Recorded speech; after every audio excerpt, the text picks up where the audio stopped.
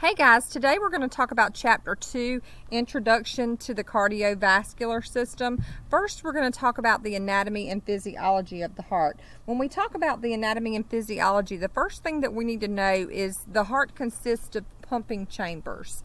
We have the atria and the ventricles. The atria are the chambers that sit at the top of the heart, and the ventricles are the two chambers that sit at the bottom of the heart. And further into this lecture, we're going to talk about the blood flow and the actual anatomy of the heart. But for right now, we need to know the blood flows into the atria, and the atria beat, and the blood kind of squeezes out of the atria down into the ventricles, and then the ventricles beat or contract, and then when the ventricles beat and contract, the blood goes into the lungs and to the body.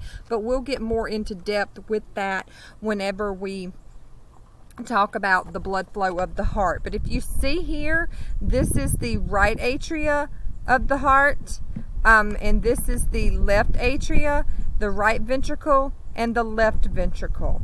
The septum is this wall that divides the right side from the left side of the heart.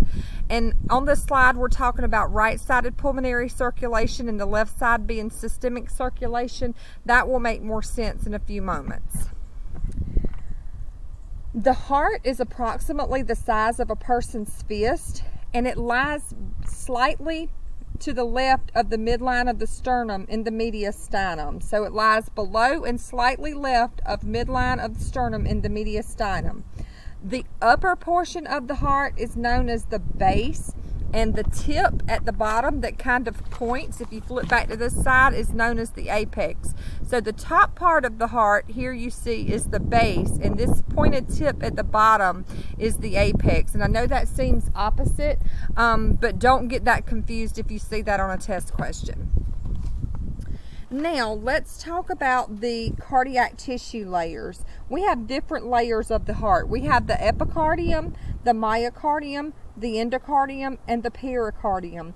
The epicardium is the outer layer. It's a fibrous and it's a loose connective tissue, where the myocardium is the middle layer, and it is muscle tissue.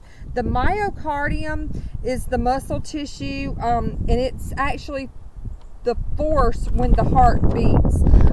So the myocardium is the muscle that makes the heart beat.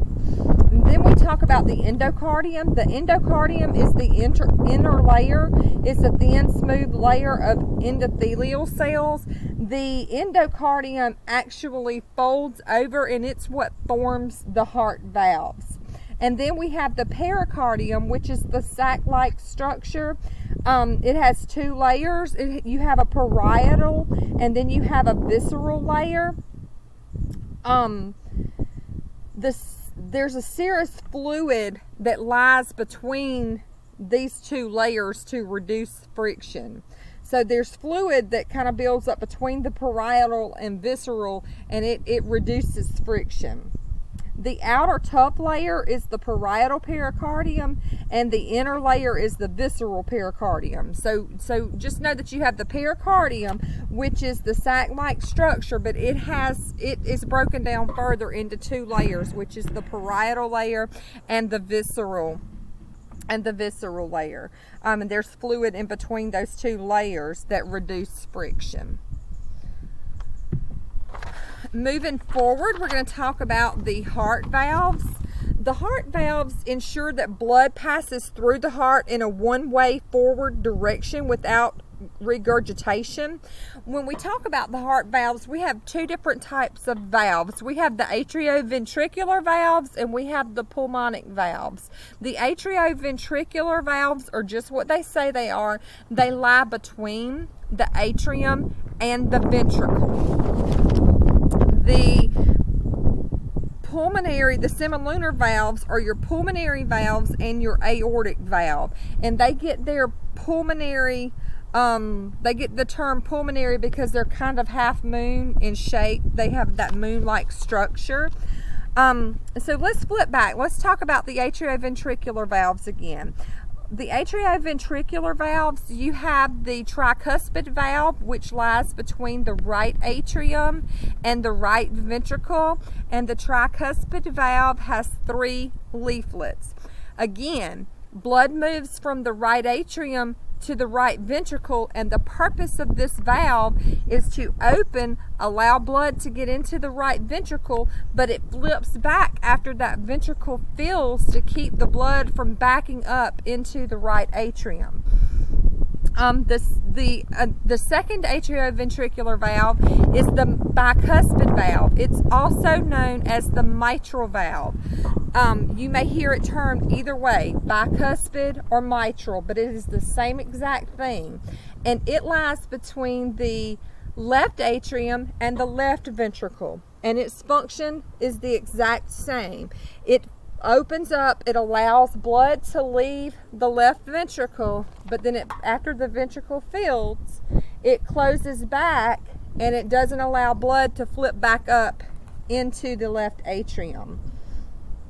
Now we're going to talk about the semilunar valves. The semilunar valves are the pulmonic valve and the aortic valve, and this will make more sense when we get into learning the blood flow of the heart again. But the semilunar valves are the pulmonic valve, which lies between the right ventricle and the pulmonary artery. And the aortic valve lies between the left ventricle and the aorta. Their function is the same. It keeps blood moving forward. As the blood passes through, it closes and it prevents a backflow of blood. Here's the question, food for thought. The major functions of the cardiovascular system is to perform all of the following except.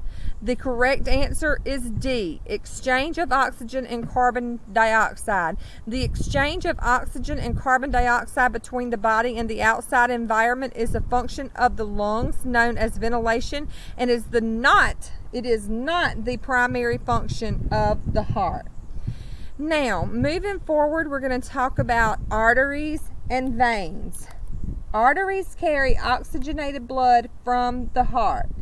Arteries carry blood to the arterioles, which are they're smallest arteries in the body.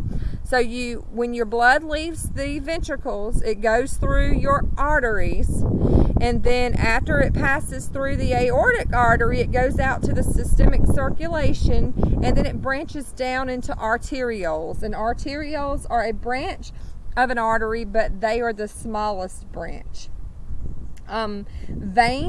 Veins are known for returning deoxygenated blood to the heart, and the venules are the smallest veins that we have. Arteries and arterioles are elastic and dilate. This accommodates the change in the blood flow, and veins have thin walls. They have thinner walls and arteries because the venous pressure is lower, and they have a large diameter, but the walls are thin because they don't have to work against the pressure like arteries do. So when the heart pumps the blood, it goes out through the arteries, and then it makes its way through the arterioles to the capillaries, and after the capillaries, they blood goes to the venules and then back to the veins. And then back to the heart. So if you have any questions about that, please do see me. Let's move forward. Let's talk about cardiopulmonary circulation. I'm going to break this down into depth for you guys, and please take notes. And I'm going to put the structures that the blood flow passes through in this lecture, just because I think learning it in a 14-step series is going to better help you be able to apply what is happening when you are answering test questions. If you know the blood flow of the heart, you can think about where the blood's at in the circulatory system and answer a lot of questions, especially if they're questions about whether the blood is oxygenated or deoxygenated. So talking about the blood flow, we're going to talk about step 1. Blood flows into the heart. It comes back to the heart. Step 1 is the superior and inferior vena cava. Okay? The vena cava is a large vein, and it is carrying deoxygenated blood that is returning from the body. So step 1 is the superior, inferior vena cava. Blood is deoxygenated, and it's a large vein. Step 2, after it leaves the superior and inferior vena cava, it goes to the right atrium. Blood is still deoxygenated at this point. The atrium contract. The top two atrium, the right atrium and the left atrium contract at the same time. And while they're contracting, the ventricles are not. The ventricles are relaxed so they can feel.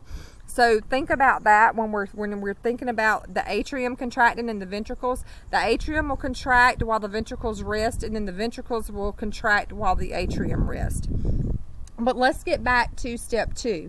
Step 2 is the right atrium.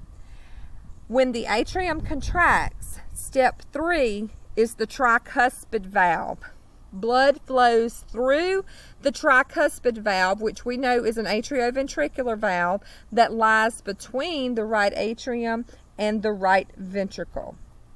Step 4 is the right ventricle. Blood goes into the right ventricles. When the ventricles contract, blood expels from the ventricle. It goes through step 5, which is the pulmonary valve. After it gets to the pulmonary valve, after it goes through the pulmonary valve, it enters step 6, which is the pulmonary artery.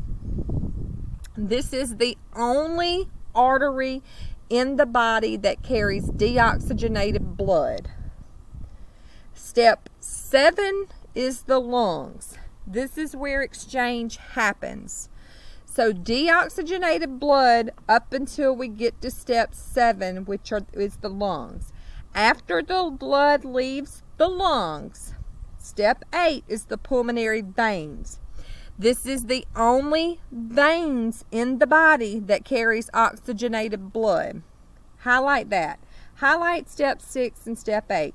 The pulmonary artery is the only artery that carries deoxygenated blood, and the pulmonary veins are the only veins that carry oxygenated blood.